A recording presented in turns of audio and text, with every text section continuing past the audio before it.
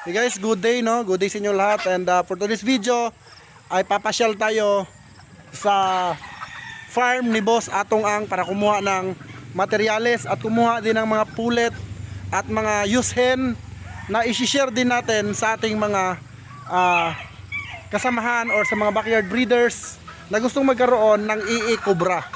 So ang kukunin natin guys is yung mga used hen nila. Yun po ay may mga leg band ng EE Cobra.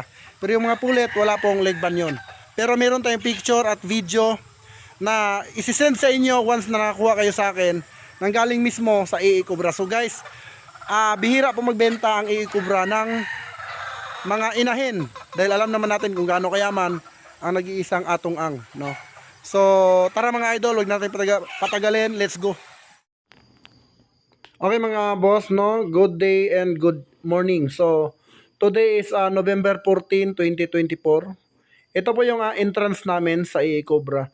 Mga idol, pumasok po kami dito para mag-acquire ng pang-breeding this coming national and local season. So marami ako nakuha at ang sabi sa akin ng farm manager, isulit mo na boss kasi bihira po magbenta ang EE Cobra.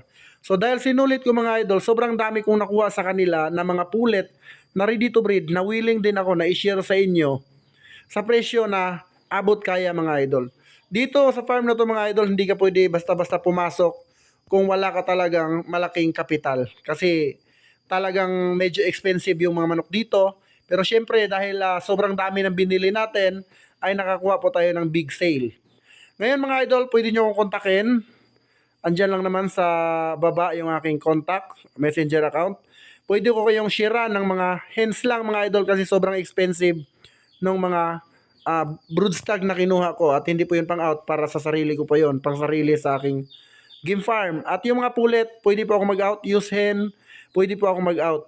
Kontakin nyo lang ako mga idol, 1 week lang po yung pagsisale ko at talagang mauubos po ito. So kita-kits mga idol sa aking game farm, contact nyo lang ako kung seryoso kayo, and God bless you all mga idol.